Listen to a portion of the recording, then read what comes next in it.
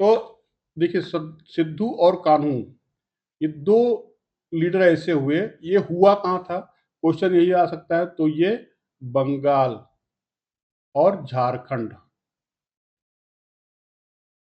की सीमा पर, या दोनों राज्यों में रहने वाले जो नेता लोग थे वो उन्होंने किया था। इसमें इस विद्रोह के सिद्धू और कान्हू, दो लोग तो इसके नेता थे ही। इसमें दो नेता और थे जिनको आप देख सकते हैं। एक थे इनका चांद, ये भी क्वेश्चन कई बार पूछा गया है, चांद और भैरव। ये दो नाम आप जरूर नोट कर लीजिएगा, क्योंकि कई बार सिद्धू कान्हू बहुत बार पूछा जा चुका है, लेकिन चांद और भैरव के बारे में नहीं पूछा गया है। कुछ कुछ परीक्षाओं में पूछा गया, तो एक चीज आपके लिए इंपॉर्टेंट हो जाएगी। संथाल विद्रोह कब हुआ? 1855 और 56 में। कहाँ हुआ? बंगाल और झारखंड में। किसके नेतृत्व में हुआ? सिद्धू और कान्हू, और दो इनके भाई और थे, चांद और भैरव के। चार लोगों ने इसका नेतृत्व किया था। ठीक है, आगे बढ़ते हैं। भारतीय संविधान का कौन सा अनुच्छेद राष्ट्रपति पद की व्यवस्था करता है? तो देखिए, अनुच्छेद 51 क्या है? ये डीपीएसपी है, हमने कल ही डिस्कस किया है इस पे। अनुच्छेद 52 क्या कहता है? स्पष्ट रूप से कहता है कि भारत, इस क्वेश्चन क्या कह रहा है, राष्ट्रपति पद की व्यवस्था कौन करता है? तो अनुच्छेद 52 करता है राष्ट्रपति के पद की व्यवस्था कौन करता है? अनुच्छेद 52 की, भारत का एक राष्ट्रपति होगा। ठीक है, यह कार्यपालिका की संरचना की शुरुआत करता है। यानी आपको पहला, कार्यपालिका का पहला आर्टिकल कौन सा माना जाएगा? आर्टिकल 52। ठीक है, क्योंकि उसके पहले आप देख रहे हैं सारी चीजें 51 तक, 51A तक अगर आप देखें, 51A, ठीक है, ये यहां तक आपको मिलेगा केवल डीपीएसपी और ड्यूटीज, कर्तव्य के रूप में। ठीक है, तो पहला आर्टिकल, आर्टिकल 52, इसको सीधे साफ से लगा देना है। राष्ट्रपति की कार्यकारी शक्ति किस अनुच्छेद में वर्णित की गई है? तो कार्यकारी शक्ति 52 में क्या है? राष्ट्रपति की पद की व्यवस्था, यानी भारत का राष्ट्रपति जो अभी हम लोगों ने देखा। और आर्टिकल 53 सीधे सीधे लगा देना कि समस्त कार्यपालिका शक्तियां किस में निहित होंगी? राष्ट्रपति में निहित होगी। देखिए नीचे, संघ की कार्यपालिका शक्ति किसमें निहित होगी? राष्ट्रपति में निहित होगी। कहाँ कहा गया है? आर्टिकल 53 में। नेक्स्ट क्वेश्चन देखते हैं। राष्ट्रपति के निर्वाचन से संबंधित अनुच्छेद कौन सा है? अनुच्छेद 54। हम लोगों ने सीधे सीधे राष्ट्रपति के निर्वाचन मंडल की संरचना बताता है, और जिसमें संसद और राज्य। अब इसमें देखिए दो चीजें हैं कि निर्वाचन से संबंधित अनुच्छेद कौन सा है? अनुच्छेद 54। तो निर्वाचन मंडल, ये क्वेश्चन जरूर पूछता है, आप लोग इसको जरूर याद कर लीजिए और लिख भी लीजिए। पहला, इसमें लोकसभा, फिर है राज्यसभा, फिर है विधानसभा, और फिर एक और आर्ट है इसमें, केंद्र शासित प्रदेश।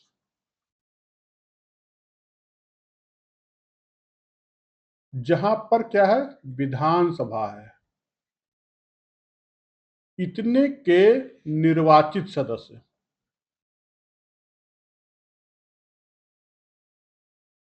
निर्वाचित सदस्य जो होंगे वो निर्वाचक मंडल में शामिल किए जाएंगे। यानी लोकसभा के निर्वाचित सदस्य, राज्यसभा के निर्वाचित सदस्य, विधानसभा के निर्वाचित सदस्य, केंद्र शासित प्रदेश के निर्वाचित सदस्य, इनको क्या किया जाएगा? निर्वाचक मंडल में रखा जाएगा।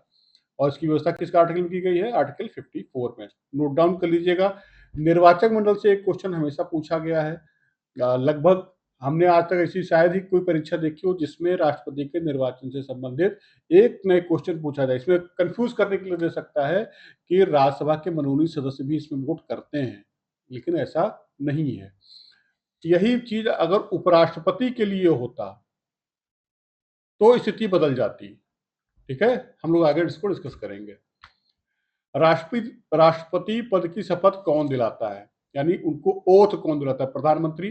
तो प्रधानमंत्री तो करेगा नहीं, क्योंकि क्या कहा गया है कि राष्ट्रपति मंत्रिपरिषद की सलाह पर काम करेगा। ठीक है, और ये सलाह कौन देगा? मंत्रिपरिषद देगी। मंत्रिपरिषद की व्यवस्था कहाँ की गई है? मंत्रिपरिषद की व्यवस्था की गई है 74 में, और 74 में उसकी संरचना दी गई है, और जिसका प्रधान क्या होगा? प्रधानमंत्री। तो जब जो राष्ट्रपति है वही प्रधानमंत्री की नियुक्ति कर रहा है, तो राष्ट्रपति उसको सलाह कहाँ शपथ दिलाएगा? उपराष्ट्रपति भी नहीं दिलाएगा। तो उत्तर क्या होगा? मुख्य न्यायाधीश, यानी भारत का जो सीजीआई होगा वो राष्ट्रपति को शपथ दिलाएगा इसकी, संविधान की। ठीक है। किस अनुच्छेद में बात की गई है? आर्टिकल 60 में। हमेशा क्वेश्चन को फुल फॉर्मेट में देखना चाहिए। ठीक है, आगे बढ़ते हैं। इस क्वेश्चन में कोई डाउट हो तो आप मुझे मैसेज कर सकते हैं। उपराष्ट्रपति का पद किस अनुच्छेद में वर्णित है? 61 में, 62 में, 63 में, 64 में? आप आंख बंद करके इसको 63 में लगा दीजिए, क्योंकि 60 में क्या है? ओथ। इसकी है राष्ट्रपति की। ठीक है, शपथ है राष्ट्रपति की। ठीक है। 63 में उपराष्ट्रपति के पद की व्यवस्था की गई है। पहली बार उपराष्ट्रपति का पद इसमें डिफाइन किया गया है। उपराष्ट्रपति एक्स ऑफिसो किस सदन का सभापति होगा? सबसे बहुत अच्छा क्वेश्चन। एक्स ऑफिसो मतलब वह पद के अनुसार, पदेन जिसे कहा जाता है। कोई भी आदमी उपराष्ट्रपति के पद पर है तो वो किस सदन का, किसी सदन का क्या होगा? सभापति होगा। तो ये व्यवस्था की गई है राज्यसभा के लिए। ये कहाँ बात की गई है? आर्टिकल 64 में। ठीक है, आर्टिकल 64 में। तो थोड़ा सा देख लेते हैं। लोकसभा का चेयरमैन जो होता है वो कौन होता है? जैसे इस समय ओम बिरला जी हैं। ठीक है, ओम बिरला।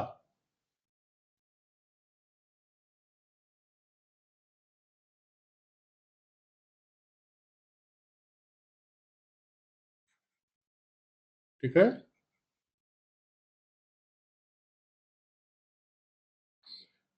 लोकसभा, लोकसभा का कौन होता है? इसको बोलते हैं अध्यक्ष। इसके लिए सभापति शब्द का प्रयोग नहीं होता है, और राज्यसभा के लिए सभापति होता है। ठीक है, आगे बढ़ते हैं। प्रधानमंत्री की नियुक्ति किस अनुच्छेद में दी गई? अभी मैंने बताया आपको कि अनुच्छेद 74 में क्या है? राष्ट्रपति को सलाह देने के लिए, सलाह के लिए एक क्या होगी? मंत्रिपरिषद होगी, और इसके गठन की बात की गई है 75 में। ठीक है, तो 74 में क्या है और 75 में कैसे बनेगा? ठीक है, 75 में।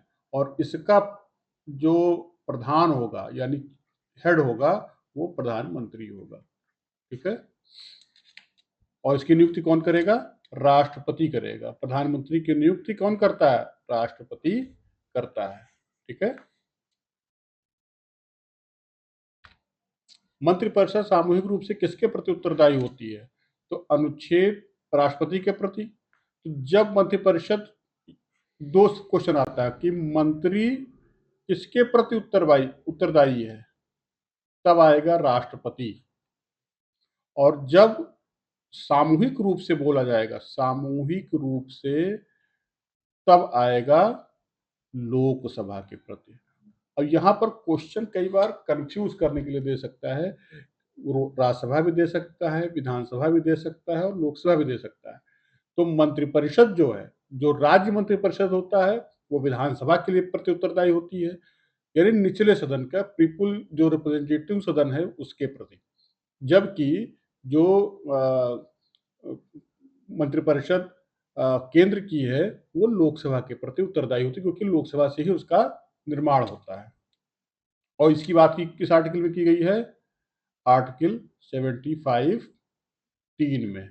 हमेशा इस चीज को नोट डाउन करके रखिएगा, बहुत बार क्वेश्चन पूछा गया है, और मिस मत करिएगा।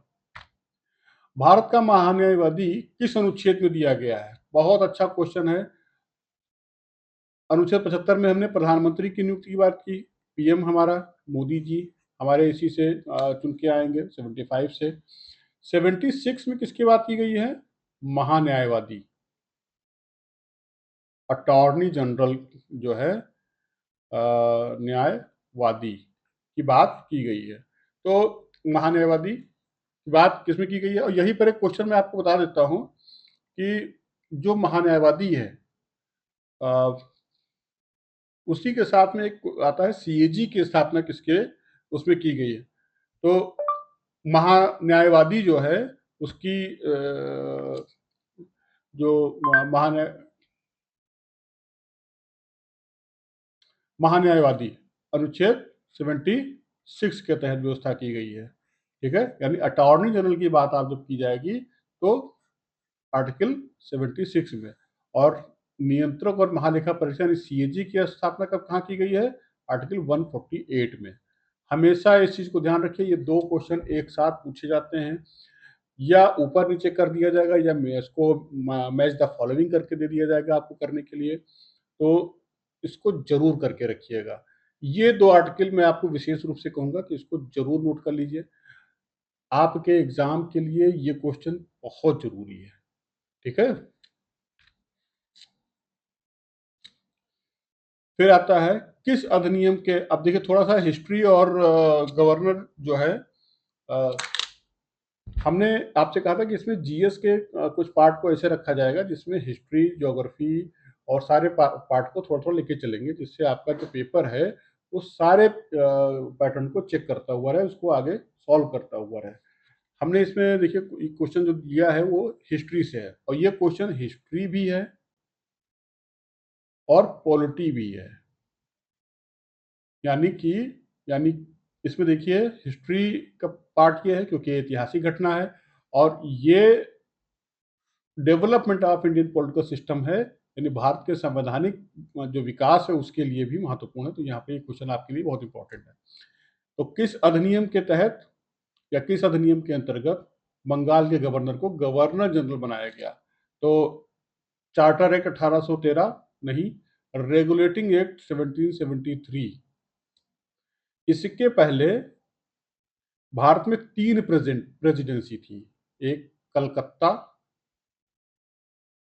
एक बंबई और एक मद्रास। ठीक, तो कलकत्ता को जो है वो गवर्नर जनरल की उपाधि दे दी गई। इसके जो गवर्नर, इसके अलग अलग गवर्नर होते थे, सबके अलग अलग गवर्नर थे, और एक दूसरे से फ्री थे, एक दूसरे से मुक्त भी थे ये लोग, यानी किसी का किसी के ऊपर कंट्रोल नहीं था। और 1773 के एक्ट में क्या किया गया कि रेगुलेटिंग एक्ट बनाया गया, और उसमें कलकत्ता के जो गवर्नर थे उनको गवर्नर जनरल बोला गया, और बाकी 2 गवर्नरों को इनके अधीन कर दिया गया। ठीक है, और पहला जो गवर्नर जनरल था, ये नाम आप लोग जरूर लिख लीजिए, गवर्नर जनरल, वो कहाँ था? कलकत्ता में था, और वो कौन था? Warren Hasting. ठीक है, ये हमने आपको नोट भी किया, आपको नोट कर लीजिए। पहला गवर्नर जनरल जो भारत का था वो कौन था? हमारे यहाँ वॉरेन हेस्टिंग्स। नेक्स्ट देखते हैं, किस अधिनियम ने ब्रिटिश सरकार और ईस्ट इंडिया कंपनी के बीच शक्तियों का स्पष्ट विभाजन किया? अब ये क्वेश्चन थोड़ा सा आप लोगों के लिए ट्रिकी हो सकता है, समझने में अंतर आ सकता है। तो 1784 का पिट्स इंडिया एक्ट आया था। ठीक है, इसमें क्या किया गया? सरकार के 2 कार्य थे, राजनैतिक कार्य और प्रशासनिक कार्य, यानी राजनैतिक कार्य और साथ में प्रशासनिक कार्य। एक और दूसरा कार्य था व्यापार का, इसको अलग अलग कर दिया गया, और एक बोर्ड ऑफ कंट्रोल की स्थापना कर दी गई। यानी अब क्वेश्चन आएगा सीधे सीधे आपके, बोर्ड ऑफ कंट्रोल की स्थापना किस अधिनियम के तहत किया गया? तो 1784 का पिट्स इंडिया एक्ट के माध्यम से किया गया। इसको नोट डाउन कर लीजिएगा, इससे याद आपके क्वेश्चन में नहीं आने वाला। किस चार्टर एक्ट के द्वारा भारत में केंद्रीकरण की प्रक्रिया को बल मिला? तो 1833। इसमें गवर्नर जनरल ऑफ इंडिया का नाम बनाया गया, जिसके पास कानून निर्माण की शक्ति क्या हुई, केंद्र में अधिक दे दी गई। ठीक है, केंद्रीकरण का नाम इसमें किया गया, यानी गवर्नर जनरल को गवर्नर जनरल ऑफ इंडिया बनाया गया किस आर्टिकल के तहत, यानी इस जो अभी तक गवर्नर जनरल था हमारे यहाँ, जो 3 प्रेसिडेंसियों का नेतृत्व कर रहा था, उसी में गवर्नर जनरल ऑफ इंडिया नाम दे दिया गया और 1833 में उसको कानून निर्माण की सर्वशक्ति दे दी गई। आगे बढ़ते हैं।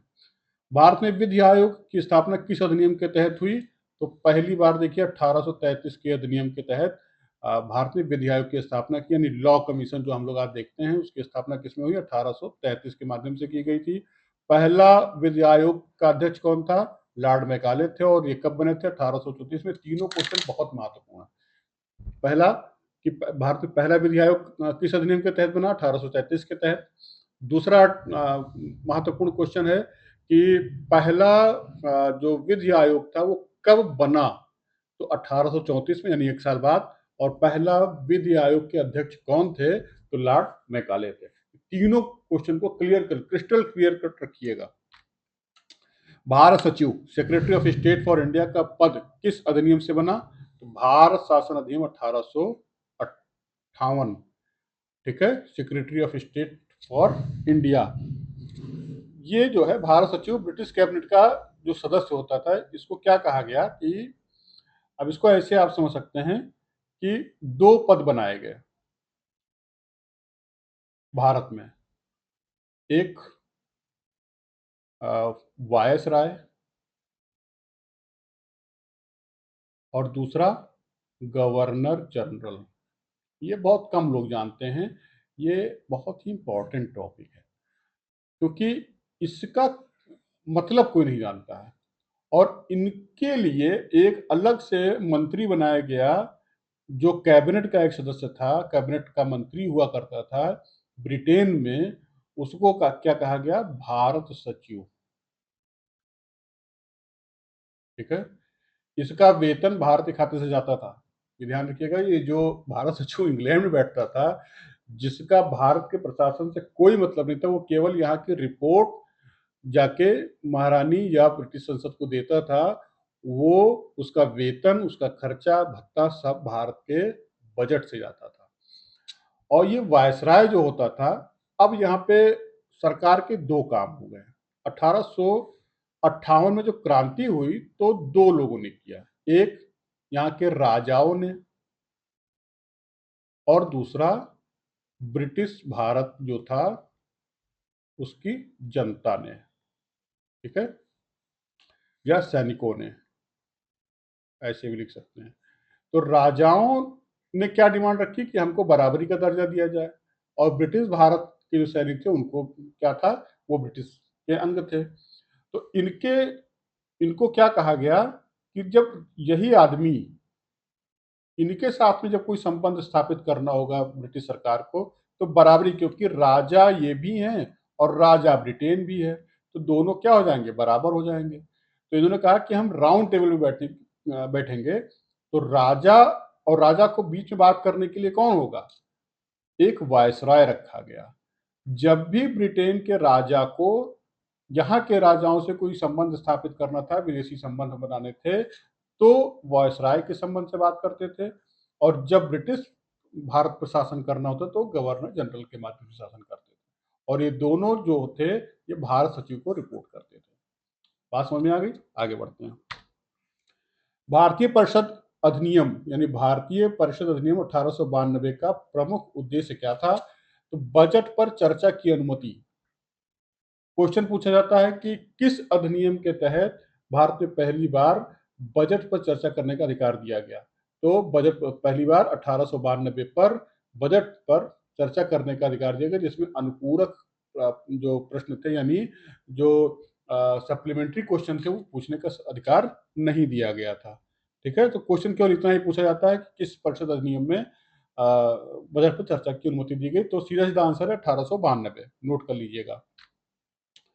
मार्ले मिंटो सुधार किस वर्ष लागू हुए? तो 1902 सुधार लागू हुए मांटे मिर्लो, और 1909 में 1909 में मार्ले मिंटो, और 1919 में चेम्सफोर्ड सुधार। ठीक है, मार्ले मिंटो 1909 में आया था, जिसमें 1909 में क्या और किया गया था? 1909 के अधिनियम में एक चीज और की गई थी, सांप्रदायिक रूप से निर्वाचन की व्यवस्था कर दी गई थी।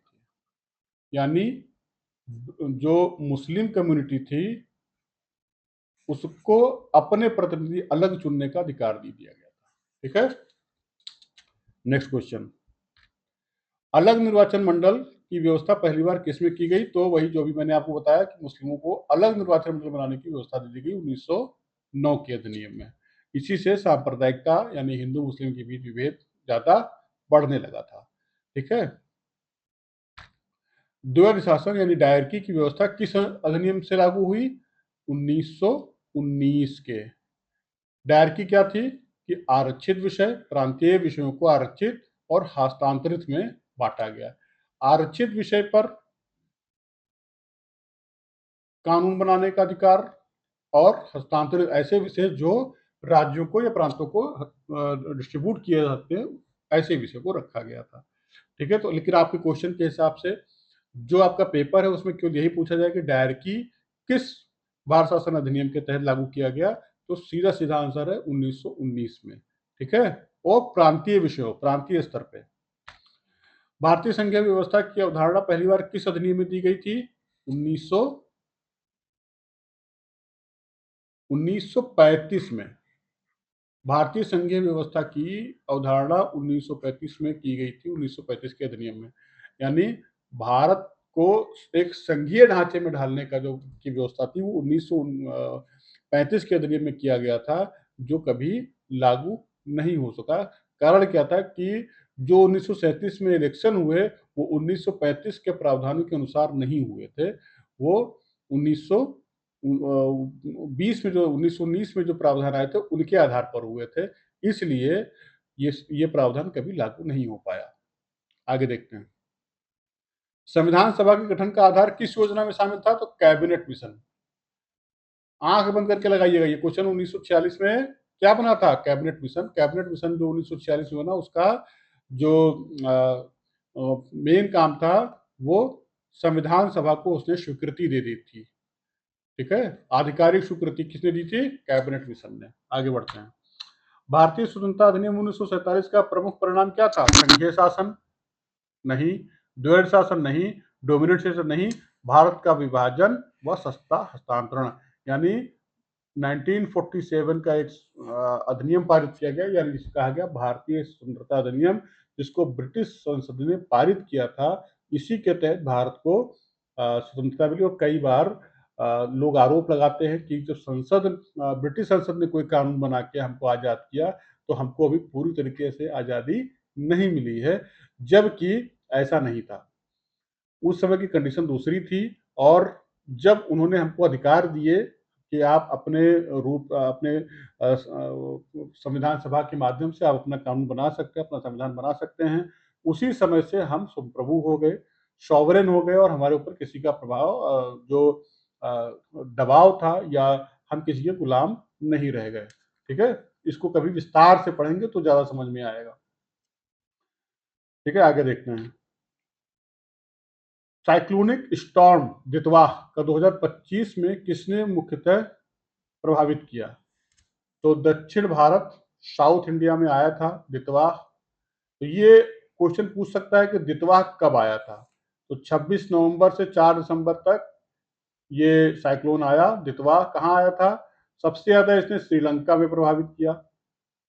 ठीक है, और जो भारत का दक्षिणी तमिलनाडु का इलाका है और आंध्र प्रदेश का, वहां पर बारिश की है। ठीक है, दितवाह क्यों याद रखिए कि दितवाह कब आया था? दितवाह में कई बार पूछ सकता है कि डेट किस तारीख को आया था, या किस समय में आया था, तो नवंबर के लास्ट में आया था। और या ये पूछ सकता है कि ये इसने किस किस देश को ज्यादा प्रभावित किया, तो श्रीलंका को सबसे ज्यादा प्रभावित किया। आगे देखते हैं। भारत ने 2025 में यूनेस्को की किस निकाय में फिर से स्थान पाया है, तो शिक्षा संस्कृति विज्ञान कार्यकारी बोर्ड में भारत ने अपना फिर से स्थान बना लिया है। अब ये कार्यकारी बोर्ड के लिए 2025 से 29 यानी 4 वर्षों के लिए निर्वाचित हुआ है। और यह वैश्विक शिक्षा संस्कृति विज्ञान नीतियों पर प्रभावी संकेत देता है भारत को। और ये यूनेस्को का एक कार्यकारी बोर्ड है, जो यूनेस्को का एक कार्यकारी बोर्ड है। ठीक है, ये शिक्षा संस्कृति विज्ञान कार्यकारी बोर्ड, इस पर 4 साल के लिए भारत निर्वाचित हुआ है। ठीक है, आगे देखते हैं। 2025 में वैश्विक स्तर पर चरम स्थिति में दिवाली को किस सूची में शामिल किया गया है, तो UNESCO world heritage site, UNESCO intangible cultural heritage, UNESCO global geoparks, UNESCO creative cities. तो देखिए इसमें अमूर्त सांस्कृतिक धरोहर, इंटेंजिबल सांस्कृतिक यानी कल्चरल हेरिटेज के रूप में शामिल किया गया है। ठीक है, ये क्वेश्चन मैंने इसलिए रखा कि ये 4 नाम मिलते जुलते हैं, इसमें आप कंफ्यूज हो सकते हैं। तो ये क्वेश्चन हमेशा ध्यान रखिएगा कि यूनेस्को ने दीपावली को cultural heritage, intangible cultural heritage के रूप में मान्यता प्रदान की है, इसलिए इसको आपको मिस नहीं करना है। 2025 के दौरान भारत ने किस खेल विश्व कप की मेजबानी की? अब इसमें देखिए T20 विश्व कप,